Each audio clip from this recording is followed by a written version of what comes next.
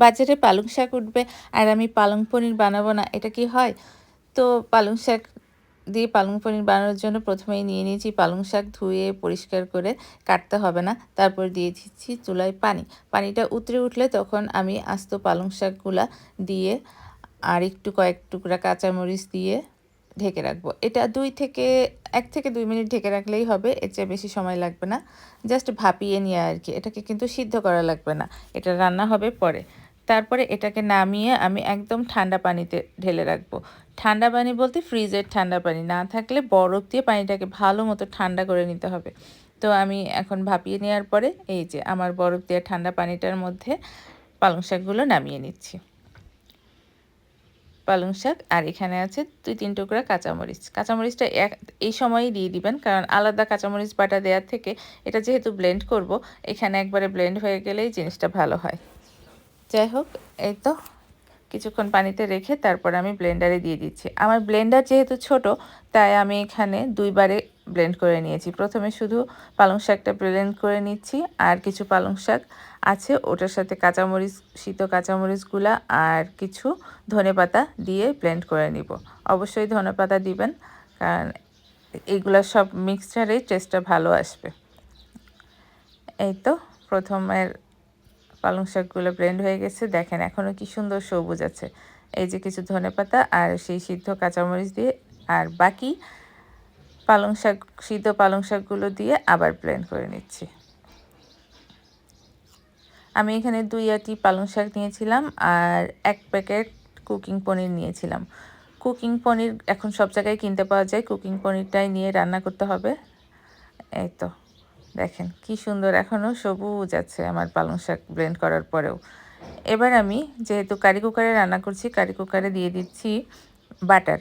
এই রান্নাটা বাটার ছাড়া তেল দিয়ে করলেও হয়, বাট আমি বাটার পার্সোনালি পছন্দ করি। তাছাড়া এই পালং পনিরের সাথে বাটারটা খুব ভালো যায়। তো বাটারটা দিয়ে দিলাম। বাটারটা এখন গলে গেলে তার মধ্যে আমি কুকিং পনিরগুলা একটু ভেজে নেব। পনিরটা না ভেজেও রান্না করা যায়, বাট আমার কাছে ভাজা রান্নাটাই বেশি ভালো লাগে, আর এটা একটু লালচে হয়, দেখতে সুন্দর লাগে।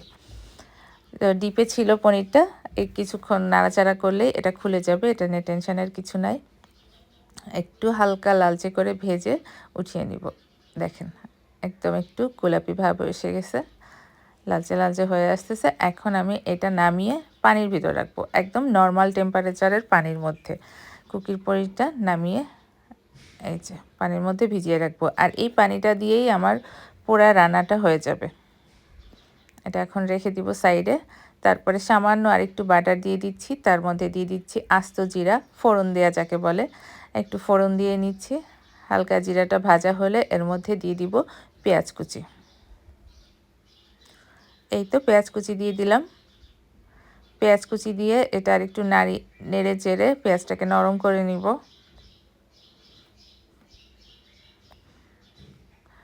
পেঁয়াজটা একটু নরম নরম হয়ে আসলে এর মধ্যে দিয়ে দিব আদা বাটা আর রসুন বাটা, খুবই সামান্য, একদমই বেশি না। আদা বাটা দিব 1 চা চামচ আর 1.5 চা চামচ দিব রসুন বাটা। এটা মশলাটা একটু ভেজে নিচ্ছি। মশলাটা একটু ভাজা হলে এর মধ্যে কুকিং পনিরটা ভিজিয়ে রেখেছিলাম যে পানিটা, ওই পানিটা থেকে একটু পানি দিব। বলেছি না এই পানিটা দিয়ে পুরো রান্নাটা করে ফেলবো। এই যে এবার একটু এটা ভাজা ভাজা হোক, তার মধ্যে আমি দিয়ে দিব, ঢেকে রেখে একটু ভাজা ভাজা করে নিচ্ছি যেহেতু পানি দিয়েছিলাম। এইবার দিয়ে দিচ্ছি ফেটানো দই। দইটা অবশ্যই ফেটিয়ে দিতে হবে, না হলে ছানা কেটে যাবে। তো ফেটানো দইটা দিয়ে একটু ভালো করে নেড়ে দিচ্ছি। এই দেখেন ছানা কাটেনি, কারণ আমি এটাকে ভালো মতো ফেটে দিয়েছি, টক দই দিয়েছি এখানে। এবার একটু লবণ দিয়ে দিচ্ছি। লবণটা এ পর্যায়ে অল্পই দিব, কারণ পরে শেষের দিকে আমি লবণটা দেখে আবার দিয়ে দিব। তো প্রথমে অল্প দিয়েই একটু নাড়াচাড়া করে নিলাম। এখন এর মধ্যে ভালো করে একটু কষানো হলে এর মধ্যে দিয়ে দিব একটু সামান্য হলুদের গুঁড়া। হলুদের গুঁড়াটা অপশনাল, এটা দিলেও দিতে পারেন, না দিলেও চলে, কারণ এই রান্নাটা সবুজই থাকবে। জাস্ট একটু টেস্টের জন্য দিতে পারেন, সামান্য, খুবই সামান্য। তার মধ্যে দিয়ে দিচ্ছি জিরার গুঁড়া, তারপরে একটু ধনিয়ার গুঁড়া। এরপর এই মশলাটাকে আবার ভালো মতো একটু কষিয়ে নিব। রান্নাটা একটু হ্যাসেলের হলেও খেতে কিন্তু অসাধারণ। আপনাদের দেখে মনে হচ্ছে আবার ব্লেন্ড করব, এই করব, সেই করব, কিন্তু খাওয়ার পরে কিন্তু অসাধারণ লাগে। আর যে রান্নাটা খেতে বেশি মজা, সেই রান্নাটাই কষ্ট একটু বেশিই করতে হয়। আর দিয়ে দিয়েছি কিন্তু 1 চা চামচ চিনি। চিনিটা অবশ্যই দিবেন, চিনিটা দিতেই হবে, কারণ এই রান্নার টেস্টটা আসবে এই চিনি থেকেই। কারণ এই চিনিটা না দিলে পুরো টেস্টটা আপনি পাবেন না। ঝাল ঝাল হয়ে যাবে তরকারিটা খেতে, মানে পালং পনির খেতে আর অত ভালো লাগবে না, তখন বলবেন এটা কি খাইলাম। সো অবশ্যই 1 চা চামচ চিনি দিবেনই। আর এই যে চিনি দেওয়ার পরে পালং শাক ব্লেন্ড করাটা দিয়ে দিলাম। তারপরে দিয়ে দিচ্ছি একটু নেড়েচেড়ে ওই আমার কুকিং পনির যেটা ভেজে রেখেছিলাম, ওইটা পানির ভিতরে রাখা ছিল, পানি সহই এবার দিয়ে দিয়েছি। এবার এটা 10 মিনিট মিডিয়াম হিটে আস্তে আস্তে হতে থাকবে। অবশ্যই জালটা কমায় দিবেন, একেবারে কম না, মিডিয়াম হিটে। এই যে এটা খুব সুন্দর মতো 10 মিনিট পরে এরকম হয়ে যাবে, একদম ঘন হয়ে আসবে, কারণ পানি দেওয়াতে তখন কিন্তু একটু পাতলা হয়ে গিয়েছিল। যাই হোক, এবার আমি দিয়ে দেবো ক্রিম।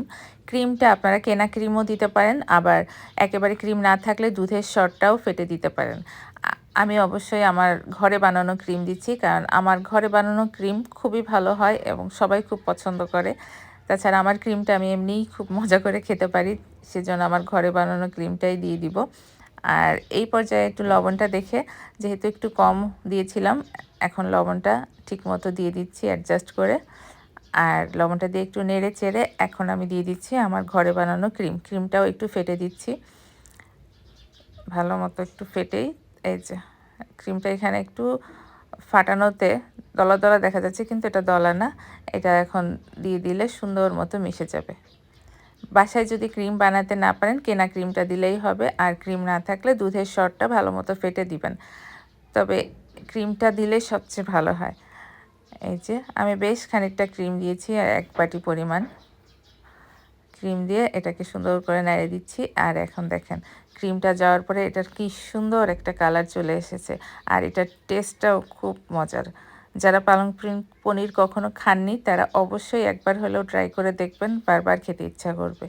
এটা রুটি, পরোটা বা পোলাওয়ের সাথে খেতে অসাধারণ লাগে। আমি তো এমনিই খেতে পারি। যাই হোক, সবাই ভালো থাকবেন, সুস্থ থাকবেন, আর আমার সাথেই থাকবেন। দোয়া করবেন আমার জন্য, আরও সুন্দর সুন্দর জানতে রেসিপি নিয়ে আসতে পারি। আর ভালো লাগলে অবশ্যই লাইক, শেয়ার, কমেন্ট করবেন। আল্লাহ হাফেজ।